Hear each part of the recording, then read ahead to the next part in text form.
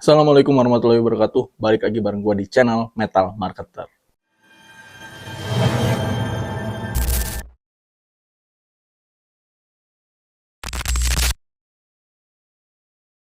Pernah nggak lu saat main media sosial ya, scroll media sosial, itu lu merasa seperti pikiran lu itu dibaca? Misal kayak lu baru ngomongin tentang merek sepatu ya, besoknya iklannya langsung muncul di feed IG lu. Dan mungkin lu pikir itu adalah kebetulan ya. Nggak bro, itu adalah sistem. Dan sistem ini bernama pengambilan data masif. Di video ini kita akan nyemplung sedikit ke lubang kelinci dunia digital yang gelap, The Great Hack, sebuah kisah nyata tentang gimana data lu itu dijadikan sebuah senjata. Dan kita semua itu dijadikan target. Who has seen an advertisement that has convinced you that your microphone is listening to your conversations? All of your interactions, your credit card swipes, web searches, locations, likes, they're all collected in real time into a $1 trillion a year industry.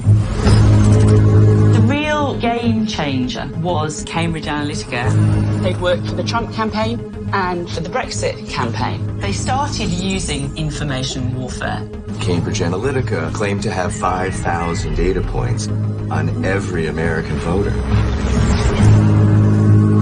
I started tracking down all these Cambridge Analytica ex-employees. Someone else that you should be calling to the committee is Brittany Kaiser. Brittany Kaiser, once a key player inside Cambridge Analytica, casting herself as a whistleblower. The reason why Google. Oke, langsung aja, apa itu The Great Hack? The Great Hack adalah dokumenter rilisan Netflix tahun 2019 ya, yang membongkar kasus besar penyalahgunaan data oleh perusahaan bernama Cambridge Analytica. Mereka ngambil data pribadi sebanyak 87 juta pengguna Facebook tanpa izin. Lalu itu digunain untuk manipulasi pemilu, referendum, dan opini publik di berbagai negara. Dan dokumenter ini itu menyoroti kisah 3 tokoh ya. Yang pertama Brittany Kaiser. Nah, Brittany Kaiser itu dulu mantan direktur pengembangan bisnis ya di Cambridge Analytica, perusahaan konsultan politik yang terkenal karena skandal penyalahgunaan data jutaan pengguna Facebook untuk manipulasi pemilu, termasuk Pilpres Amerika Serikat 2016 dan Brexit. Setelah keluar dari perusahaan, Brittany berbalik arah dan menjadi whistleblower, membongkar praktek gelap Cambridge Analytica dalam dokumenter The Great Hack. Di situ dia mengungkapkan bagaimana data pribadi dimanipulasi untuk mengubah perilaku pemilih dan kini aktif mengadvokasi perlindungan data serta transparansi digital. Ya, Brittany ini itu awalnya itu dari dalang dan menjadi pengungkap. Brittany ini itu adalah contoh bagaimana pelaku sistem berubah menjadi saksi penting dalam membongkar kejahatan digital. Kemudian yang kedua ada David Carroll ya, profesor yang menuntut hak atas data pribadinya. David Carroll ini merupakan seorang profesor di Parsons School of Design, New York, yang menjadi simbol perlawanan terhadap penyalahgunaan data pribadi. Ia dikenal luas karena menuntut Cambridge Analytica untuk mengungkap data apa saja yang mereka kumpulkan tentang dirinya. Pada tahun 2017, Carroll menggunakan hak perlindungan data di bawah hukum Inggris, GDPR, untuk meminta salinan data pribadinya dari Cambridge Analytica. Ketika permintaannya ditolak, ia membawa kasus ini ke pengadilan, yang kemudian menjadi sorotan dunia dan bagian penting dalam dokumenter The Great Hack. Dan di sini Carroll bukan hanya sekedar membela data pribadinya sendiri ya, tapi juga membuka mata publik bahwa data pribadi merupakan kekuatan politik. Dan kita berhak tahu data itu digunakan seperti apa. Kemudian ada Carol Lee ya. Nah, beliau ini merupakan jurnalis investigasi yang membongkar skandal ini. Jadi Carol Cadwalladr ini adalah seorang jurnalis investigasi asal Inggris yang berperan besar dalam membongkar skandal Cambridge Analytica. Ia menulis serangkaian laporan untuk The Observer dan The Guardian, mengungkap bagaimana data jutaan pengguna Facebook disalahgunakan untuk memanipulasi pemilu, termasuk Brexit dan Pilpres Amerika Serikat 2016 ya, Donald Trump. Nah, Carol Lee itu bekerja sama dengan whistleblower seperti Christopher Wylie dan Brittany Kaiser, serta mengikuti perjuangan hukum David Carroll. Mereka membuktikan bahwa teknologi dan data itu bisa jadi senjata politik yang berbahaya. Lewat liputannya, Carol Lee menunjukkan bahwa jurnalisme masih punya kekuatan untuk melawan para elit digital dan politisi kotor. Ia sempat digugat, diancam, dan diserang secara publik. Tapi Carol Lee tetap konsisten dalam misinya ya, mengungkap kebenaran demi demokrasi. Wow. I was investigating Cambridge Analytica's role in Brexit, and that kicked off 2 investigations which are still ongoing about what the firm did during the European referendum. But it was then that I discovered this amazing young man, Christopher Wiley. He has the paper trail, he has the documents and the receipts and the contracts. So this thing which Facebook have just denied for 2 years, he was able to come forward and say, I can prove this. So the point is, we actually just don't know how this data was used during Trump's campaign. And because everybody's just denied it up till now. Cambridge Analytica has denied it had that data. Facebook denied it had that data. It was only when Cambridge Analytica were brought on to work with Trump, and Steve Bannon was brought on to work with Trump, that Facebook suddenly thought, there may be some issue here now, and actually took efforts to try and secure the data. But the efforts they went to were so pathetic. Christopher says that they literally sent him a form and said, tick a box and tell us that you've deleted it, and they did nothing else to ensure that it had been. Jadi intinya, data kita itu ternyata bisa jadi senjata. Dan kita nggak sadar, udah jadi bagian dari eksperimen sosial global. What this company has been doing with their data, and it's really important, I think, to find out, was this data used to help elect Donald Trump? The data was then reportedly used to influence and wage a so-called culture war during the 2016 US presidential election. Christopher Wiley helped found Cambridge Analytica.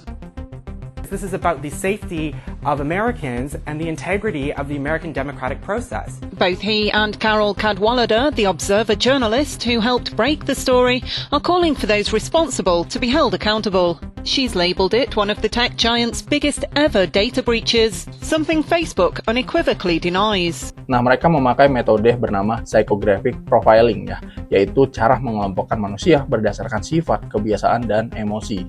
Nah, pertanyaannya, gimana cara mereka memanipulasi lu lewat kuis receh ya? Itu seperti ini guys. Yang pertama, mereka akan ambil data dari kuis-kuis Facebook. Contohnya seperti kepribadian lu itu lebih mirip tokoh Harry Potter yang mana. Dan ini tuh memang kelihatan iseng ya. Tapi pas lu klik izinkan, mereka akan ambil data lu. Mulai dari nama, email, lokasi, likes, dan lain-lain ya. Dan juga data teman-teman lu juga akan mereka ambil. Walaupun mereka itu nggak ikut kuis-kuis itu ya. Jadi ini sangat bahaya. Selanjutnya mereka akan ngebangun profil psikologis lu. Dari data itu, mereka bikin gambar tentang kepribadian lu, emosi dominan, marah atau takut, pandangan politik ya, konservatif atau liberal, kemudian seberapa gampang lu itu dipengaruhi. Selanjutnya yang ketiga yang akan mereka lakukan adalah targeting iklan manipulatif secara personal. Jadi ketika lu dianggap gampang marah ya, lu akan dikasih konten buat lu makin ngamuk. Kemudian ketika lu suka teori konspirasi, lu akan dikasih iklan biar lu makin percaya. Selanjutnya, ketika lu apatis sama politik, lu akan dikasih juga konten-konten yang akan buat lu itu semakin cuek. Jadi, bukan semua orang dikasih iklan yang sama ya, tapi setiap orang dikasih versi manipulasi yang spesifik buat dirinya. Kemudian selanjutnya yang akan mereka lakukan adalah hasil ya. Persepsi lu itu akan dimanipulasi secara personal. Nah, di situ diam-diam ya, opini lu itu bisa berubah. Tanpa lu sadar, pilihan lu itu bisa dipengaruhi oleh mereka. Nah, kemudian ada contoh kasus ya, kasus-kasus besar yang dipengaruhi. Kasus pertama itu saat pemilu Amerika Serikat tahun 2016. Nah, waktu itu Donald Trump itu merupakan salah satu klien dari perusahaan Cambridge Analytica. Dan pemilu presiden 2016 di Amerika Serikat tersebut bukan cuma pertarungan politik, tapi pertarungan data. Nah, saat itu Donald Trump pakai jasa Cambridge Analytica ya. Mereka ngaku punya 5.000 data poin tentang tiap pemilih Amerika Serikat. Dari likes Facebook sampai emosi dan ketakutan tiap individu. Nah, data itu akan dipakai buat nargetin iklan super personal. Contoh, warga yang takut imigran akan dikasih iklan soal ancaman perbatasan. Kemudian, yang suka senjata akan disuguhkan iklan tentang Demokrat bakal cabut hak lu bawa senjata. Kemudian, yang nggak percaya sistem akan dikasih konten biar makin malas milih. Dan ini itu bukan campaign publik ya, tapi campaign algoritma. Iklan-iklan itu nggak kelihatan semua orang. Cuma lu yang jadi target yang bisa lihat. Dan kita itu nggak sadar ya kalau kita udah dimanipulasi dengan mereka. Nah, tujuan mereka itu adalah yang pertama untuk bikin lu itu supaya milih Trump. Dan yang kedua, tujuan mereka itu untuk bikin lu nggak memilih siapapun dari calon-calon pemilu presiden tersebut. Sasaran utama mereka pemilih Demokrat yang swing atau yang apatis ya. Dan kemudian hasil dari kerja mereka, Trump menang di negara bagian kunci dengan selisih tipis ya. Nah, saat itu banyak yang heran ya, kok bisa menang Donald Trump ini? Dan jawabannya ya big data, psikografi dan manipulasi algoritma. Kemudian yang kedua itu ada kasus Brexit ya, referendum yang dimenangkan lewat data dan ketakutan. Nah, pada waktu itu Brexit ya, keputusan Inggris keluar dari Uni Eropa tahun 2016. Bukan cuma soal politik, tapi juga permainan data dan emosi. Apa yang sebenarnya terjadi? Yang pertama, campaign Leave ya, pakai jasa Cambridge Analytica. Mereka membantu kelompok seperti Leave.eu buat ngumpulin data warga Inggris bahkan secara ilegal. Kemudian bikin iklan politik yang disesuaikan dengan emosi tiap orang. Kemudian target utamanya itu orang-orang yang takut imigran, kemudian yang ngerasa ditinggal sistem, dan yang gampang percaya teori konspirasi. Dan setelah itu, iklan akan dibuat berdasarkan ketakutan personal. Seperti imigran bakal ambil kerja lu. Kemudian seperti Uni Eropa atur segalanya, kita nggak berdaulat. Kemudian ada juga kita kehilangan identitas bangsa. Nah, campaign-campaign seperti itu yang akan diiklankan. Nah, strategi yang mereka lakukan itu adalah dengan memanipulasi emosi dan bukan logika ya. Kemudian serangan personal lewat iklan digital. Selanjutnya mereka akan membanjiri media sosial dengan hoax dan disinformasi. Dan di sini lu harus ingat, nggak semua orang itu lihat iklan yang sama. Nah, strategi mereka, algoritmanya akan kasih lu konten yang bikin lu makin yakin buat pilih Leave. Nah, saat itu hasilnya 52% pilih keluar dari Uni Eropa. Kemudian Inggris terpecah dan ekonomi goyah, dan setelah itu rakyat baru sadar ya, setelah semuanya udah terjadi, bahwa mereka itu udah dimanipulasi. Dan di sini catatan penting, Brexit itu bukan hanya menang dengan kampanye pintar, tapi karena data pribadi lu itu dijadikan senjata, bro. Kemudian banyak ya kasus-kasus seperti ini ya, pemilu di negara-negara lain seperti Meksiko, Trinidad and Tobago, Kenya, kemudian Indonesia. Nah, Indonesia ini ya masih spekulasi sih ya. Intinya yang mereka jual itu adalah jasa pengaruh politik di negara-negara berkembang. Indonesia mungkin bisa jadi ya. Kayaknya sih. Oke, lanjut. Apa yang sebenarnya dipertaruhkan di sini? Ini bukan cuma soal politik, tapi ini soal kebebasan berpikir, guys. Dan Cambridge Analytica itu ya nggak mempersuasi ya. Tapi mereka itu memprogram ulang cara berpikir lu semua. Cara berpikir kita. Bayangin ini ya, ada dua orang tinggal serumah, tapi mereka itu lihat internet yang sama sekali itu berbeda. Yang satu dibombardir konten positif, dan yang lain dikasih konten hoax dan ketakutan. Hasilnya, masyarakat pecah, saling curiga, dan mudah dikontrol, guys. Inilah efek domino dari manipulasi algoritmik. Nah, kemudian apa kata para whistleblower? Nah, Brittany Kaiser, data is the most valuable asset on earth more than oil. Kemudian David Carroll, we are not users, we are the product. Kemudian dari Carolee Cadwalladr, they stole the future of democracy, and we help them. Artinya, lu bisa translate sendiri ya. Kemudian lu komentar di kolom komentar. Pada intinya mereka tuh sepakat bahwa kita hidup di era perang informasi. Dan kita kalah karena kita tuh nggak sadar kalau kita sedang diserang. Nah, kira-kira apa dampak ke manusia zaman sekarang, guys? Dampak negatif ya. Yang pertama, privacy lu hilang. Setiap lu klik, like, dan swipe up, itu bisa jadi data jualan, guys. Kemudian yang kedua, pola pikir dikendalikan. Bukan cuma opini politik, tapi persepsi realita yang bisa dimodifikasi. Kemudian yang ketiga, masyarakat terpecah. Di sini polarisasi meningkat, tapi bukan karena fakta. Itu karena algoritma, guys. Kemudian yang keempat, demokrasi dikompromi. Pemilu bukan lagi soal ide, tapi soal manipulasi masif, guys. Tapi selain dampak negatif, sebetulnya ada juga sih dampak positifnya ya. Jika ini dilakukan dengan baik, jika ini dilakukan dengan bijak. Yang pertama bisa digunakan untuk edukasi dan kampanye sosial positif. Yang kedua bisa meningkatkan efisiensi sistem pelayanan publik dan kesehatan. Kemudian yang ketiga bisa mempercepat inovasi lewat pemetaan kebutuhan masyarakat.